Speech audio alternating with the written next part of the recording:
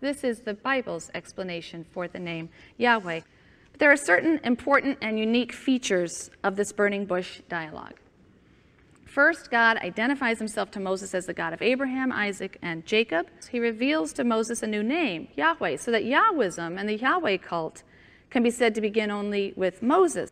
Exodus 6, verses 2 to 4, very important passage. Exodus 6, verses 2 to 4. And here God says, I am Yahweh.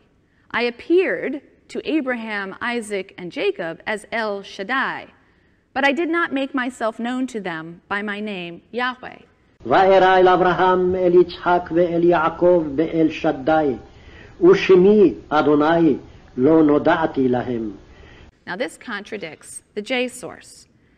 And many scholars have suggested that P and E preserve a memory of a time when Israel worshipped the Canaanite god El. P and E wish to claim that the God who covenanted with the patriarchs is the God of the Exodus, but now with a new name. God is 6 times called El Shaddai. Other names are El Elyon, El Olam, El Roi, El Bethel. You can see the translations of these. The everlasting God, God Most High, a God of seeing, the God of the house of God, and so on. El is the name of the chief god in the Canaanite pantheon. It's an important set of texts that were discovered at a place called Ras Shamra. Ras Shamra was ancient Ugarit.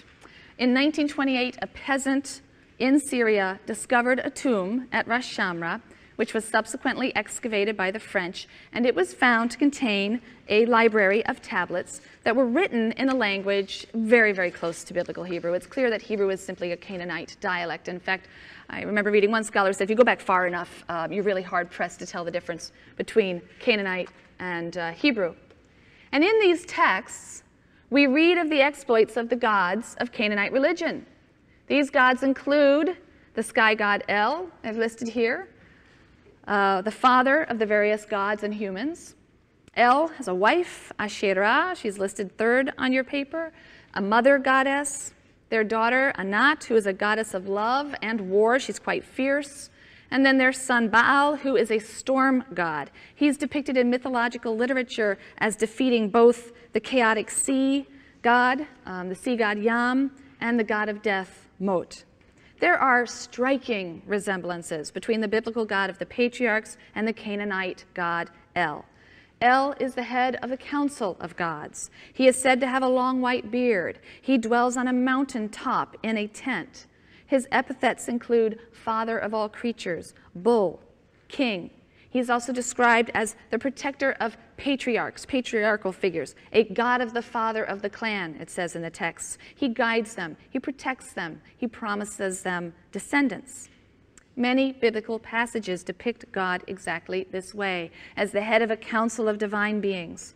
He's occasionally described with some of the epithets that are associated with El. He's referred to as the father of all creatures. There are poetic passages in which he is referred to as bull, also certainly as king. And in the patriarchal narratives, God refers to himself as the God of the Father. I am the God of the Father, the same way El is referred to. He guides and protects the patriarchs. He makes promises of progeny to Abraham and his heirs.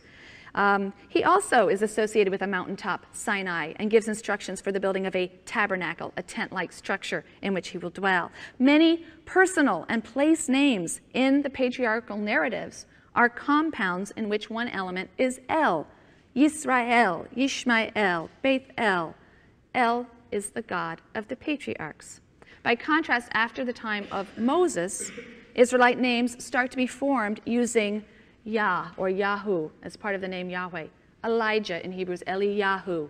So you start to have theophorics, names that use a name of a deity, which are using forms of Yahu instead of El. Yahoo!